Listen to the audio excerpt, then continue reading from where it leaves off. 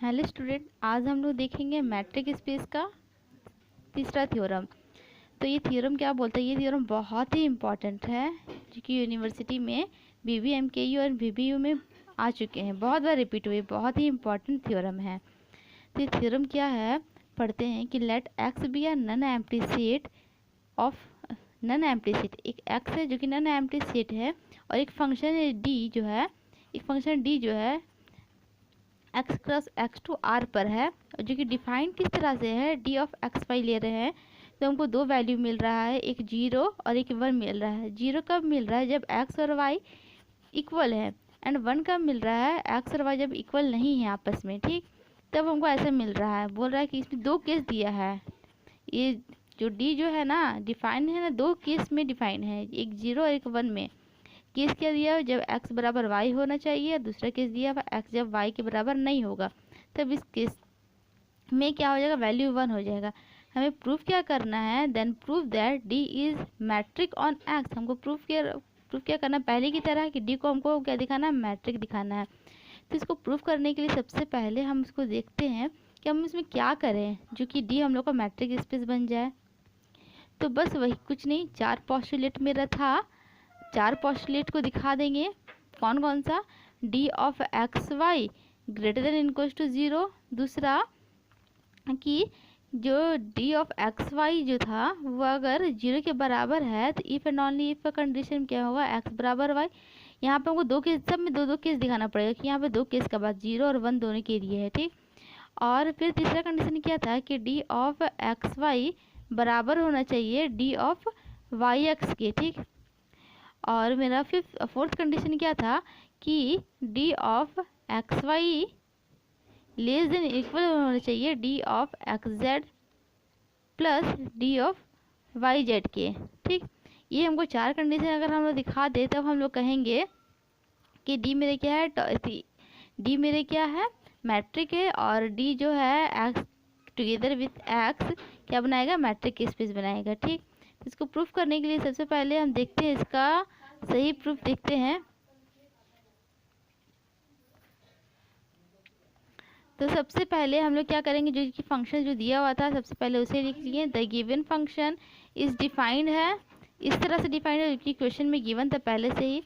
फिर पहला कंडीशन को होल्ड करने के लिए, पहला कंडीशन के लिए लिख लिए कि मेरा डिस्टेंस ऑफ एक्स वाई यानी डी ऑफ एक्स वाई दो केस में है, एक 0 और एक 1 केस के लिए है।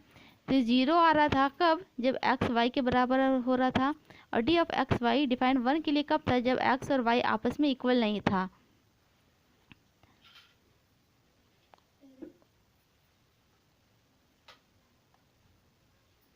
ठीक।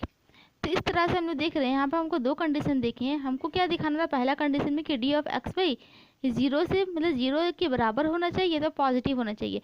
और दोनों केस में ही देख रहे हैं, जब ये दोनों केस को हम लोग लिए कंडीशन 1 के लिए, दोनों केस ही लिए 0 और 1 के लिए, ये देखिए कि हाँ पॉजिटिव भी है और 0 के बराबर भी है, तो ये कंडीशन मेरा होल्ड कर जाएगा। तो हम लोग लिख सकते हैं कि therefore d of x y जो होगा greater than equals to 0 for all x y belongs to capital x. Capital x से जो मेरा सेट है और एक्स वाई इसके एलिमेंट है। तो पहला कंडीशन को हम लोग देखिए कि पहला वाला कंडीशन क्या है, सेटिस्फाई कर गया। दूसरा कंडीशन हमको क्या दिखाना रहता है कि डिस्टेंस ऑफ एक्स वाई अगर 0 के बराबर है, तो इफ़ एंड ओनली इफ के कंडीशन में एक्स को वाई के बराबर भी होना चाहिए, जो कि हम लोग को क्वेश्चन में ही गिवन था। जो कि डी जो फंक्शन जो था वो डिफाइन ही इस तरह से था कि जब 0 हो रहा था, तो एक्स और वाई जब आपस में बराबर हो रहे थे, तभी मेरा डी ऑफ एक्स वाई 0 हो रहा था।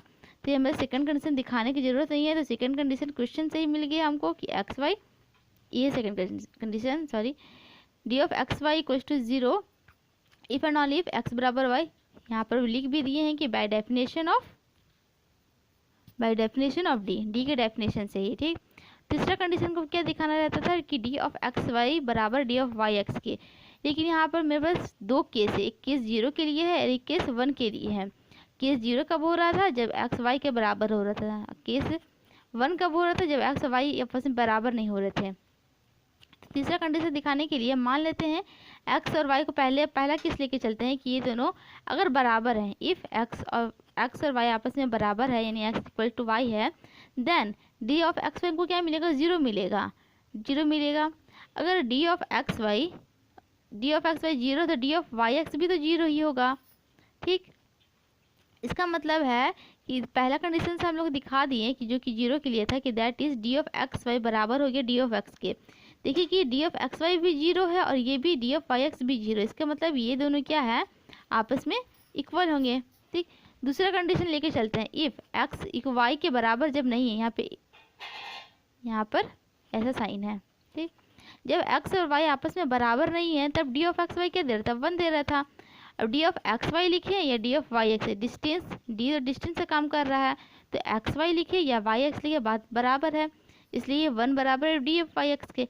अगर ये बराबर इसके और ये इसके बराबर है, इसका मतलब कि ये दोनों आपस में बराबर होंगे, तो that is d of x y बराबर डी ऑफ वाई एक्स, यानी दोनों केस लिए तो दोनों केस से हम लोग का थर्ड कंडीशन भी होल्ड हो गया। तो लिख सकते हैं कि 10 डी ऑफ एक्स वाई बराबर हो गए हैं डी ऑफ वाई एक्स के for all x y belongs to capital x. ये लिखना लाइन बहुत ज़रूरी है कि एक्स वाई कहाँ के हैं, क्या तो कैपिटल एक्स के हैं। फोर्थ कंडीशन क्या बोल रहा था, फोर्थ कंडीशन हमको क्या प्रूफ करना रहता था कि ये इसका डिस्टेंस जो है ना, इस दोनों की डिस्टेंस के सम के लेजर या इक्वल होना चाहिए। ठीक, तो हम लोग को यहाँ पर 2 केस दिया है, यहाँ पर पहले से 2 केस दिया हुआ है, तो दोनों केस के लिए प्रूफ करेंगे। सबसे पहले इसको प्रूफ करने के लिए मेरे पास 3 पॉइंट होना चाहिए, 1 2 3 पॉइंट होना चाहिए, इसलिए हमने पहले 3 पॉइंट मान लिए। ठीक, सेट एक्स से 3 पॉइंट ले लिए, क्या क्या लिए, एक्स वाई जेड, आप कोई भी पॉइंट ले सकते हैं। हम यहाँ पे स्टार्टिंग से ही एक्स वाई जेड और डिफाइन ही इसे एक्स वाई में था, इसलिए हम एक्स वाई जेड लिए हैं। ठीक, अगर ऐसा कुछ और भी, अगर इसकी जगह कुछ और लिखा हुआ रहेगा तो हम यहाँ पर उसी तरह से लेंगे। तो यहाँ पर एक्स वाई जेड में था तो एक्स वाई जेड ले लिए, जो कि एक्स से ले लिए। 3 पॉइंट चाहिए था, 3 पॉइंट ले लिए। We have to prove that, और हमको प्रूफ क्या करना रहता है, हमको ये प्रूफ करना रहता था ना कि डी ऑफ एक्स वाई जो होना चाहिए, इसका जो डिस्टेंस होना चाहिए, यानी मान लेते हैं ये एक्स है, ये वाई है और ये जेड है, तो डी ऑफ एक्स वाई का जो डिस्टेंस है ना वो लेस देन इक्वल होना चाहिए d of x z plus d of z y बोले या वाई जेड बोले, इसकी इक्वल होना चाहिए, इसके लेस देन इक्वल होना चाहिए। और एक्स वाई जेड कहाँ के हैं, कैपिटल एक्स के हैं। ठीक, तो केस 1 लिख के लेके चले कि केस 1 मेरा क्या बोल रहा है, केस 1 में बोला था कि एक्स और वाई आपस में बराबर आएंगे इफ, हाँ तो फोर्थ कंडीशन लेके चले। फोर्थ कंडीशन में क्या बोल रहा था, फोर्थ कंडीशन हम लोग को ये दिखाना रहता था, इसके लिए हम लोग क्या केस 1 में कर दिए हैं कि एक्स जो है ना वाई के बराबर लिए हैं। तो पहला केस में मेरा दिया हुआ था कि एक्स वाई के बराबर है, अगर एक्स वाई के बराबर था तो डिफाइन किस तरह था कि then D of x Y zero आ रहा था, डिफाइन ही इस तरह से यहाँ पर क्वेश्चन में गिवन है, कहीं और से नहीं लिखे हैं, क्वेश्चन से ही लिखे हैं। अगर एक्स और वाई आपस में बराबर हैं तो हम लोग, यदि ऐसा है तो हम लोग को ऐसा मिल रहा था, मान लेते हैं इफ़ अगर एक्स और जेड आपस में बराबर होंगे तो जेड और वाई भी आपस में बराबर होंगे। क्यों, क्योंकि एक्स बराबर वाई का है, अगर एक्स वाई के बराबर, यहाँ पर पहले बोल दिए एक्स वाई के बराबर है और एक्स जेड के बराबर भी है, तो इसका मतलब वाई जो है ना वो भी जेड के बराबर होगा। ठीक, इसको लिख सकते हैं। ठीक, अगर वाई और जेड के बराबर होगा तो इसका मतलब है इस कंडीशन से एक्स और जेड से, इससे हम लोग इसको क्या लिख सकते हैं, ये दोनों जब 2 पॉइंट आपस में बराबर था तो क्या डिस्टेंस क्या आएगा, इसका जीरो आएगा, यानी डी ऑफ एक्स जेड क्या आएगा, मेरा जीरो आएगा। इससे हम ये लिखें, फिर इससे अगर वाई और जेड आपस में बराबर है तो वाई और जेड जो होगा उसका डिस्टेंस निकालेंगे, यानी डी ऑफ वाई जेड निकालेंगे, वो भी जीरो होगा। ठीक, यहाँ से इतना लिख सकते हैं। इसके आगे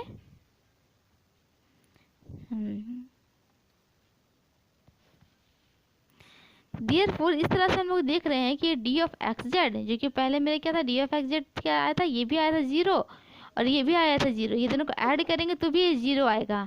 ठीक, तो इससे हमको क्या पता चल रहा है, then D of x y क्या हो रहा है, d of x Y zero था, ये दोनों को ऐड किए वो भी जीरो आया, नहीं क्या, डी ऑफ एक्स वाई और ये वाला टर्म जो है पूरा वो भी आपस में बराबर होगा।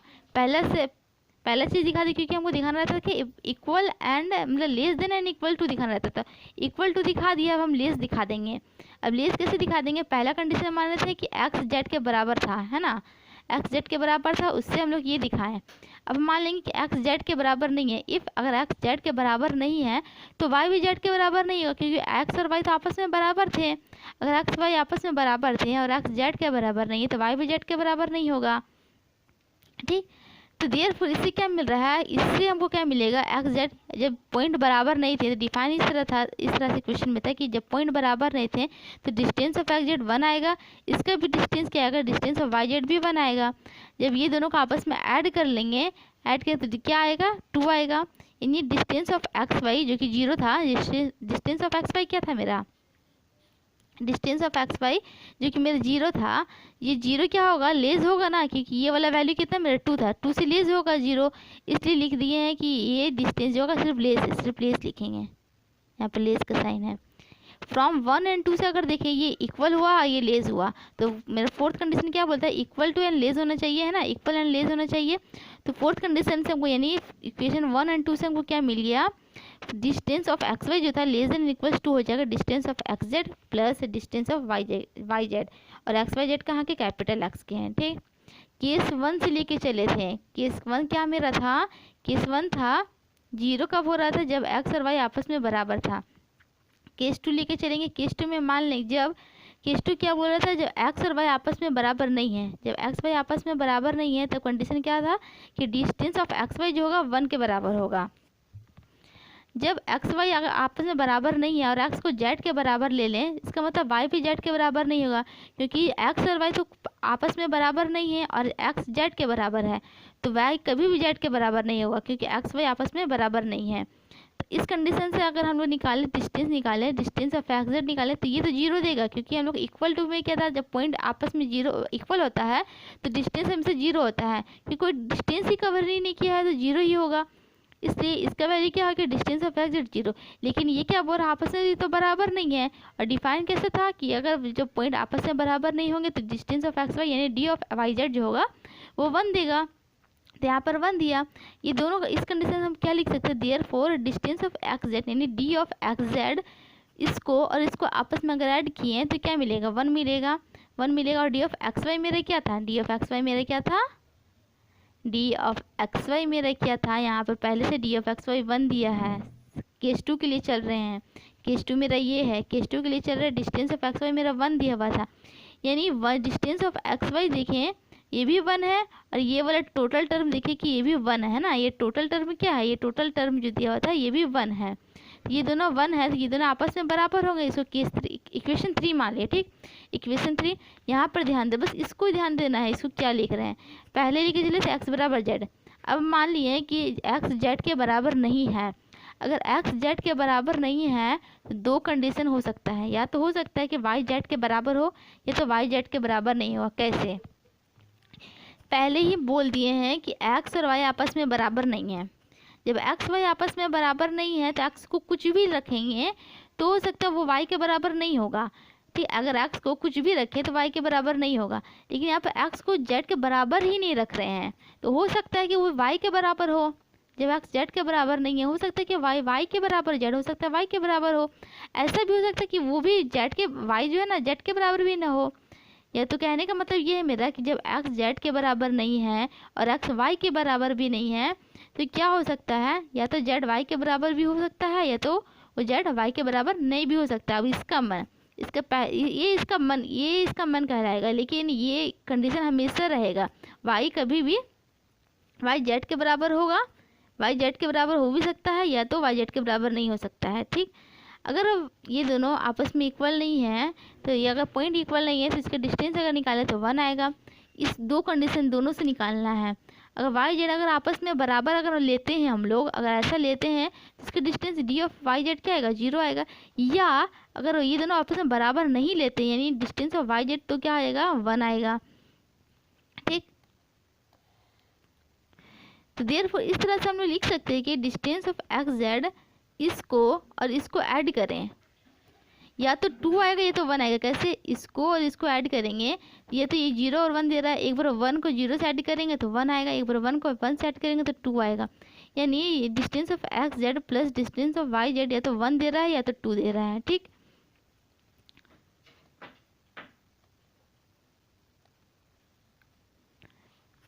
इसे फ्रॉम 3 इक्वेशन 3 और 4 से हम लोग लिख सकते हैं कि ये तो 1 दे रहा था, ये तो 2 दे रहा था, ये तो 1 दे रहा था, ये तो 1 दे रहा था वैल्यू, ये तो 2 दे रहा था, ठीक। जो कि डी ऑफ एक्स वाई मेरा क्या था, डी ऑफ एक्स वाई क्या था मेरा 1 था, जो कि या तो 1 के बराबर भी है और 1 से बड़ा भी है। तो लिख सकते हैं हम लोग 3 और 4 से कि डिस्टेंस ऑफ एक्स वाई जो होगा less than and equals to हो जाएगा distance of x z plus distance of y z, क्योंकि ये वैल्यू था 1 और ये था 1 भी था और 2 भी था। 1 होगा तो ये दोनों आपस में इक्वल हो जाएगा, ये वाला साइन होल्ड कर जाएगा। अगर 1 से बड़ा 2 अगर हो रहा था, 2 अगर लेके चलेंगे तो ये क्या होगा, लेस हो जाएगा। दस इस तरह से लिख सकते हैं कि दस ऑल द 4 पोस्टुलेट, या कंडीशन बोले या पोस्टुलेट बोले, are satisfy, hence d is metric होगा। सबसे पहले डी मैट्रिक बनेगा चार कंडीशन को होल्ड करने पर, और ये एक्स डी के साथ together with x D R matric space बना देगा।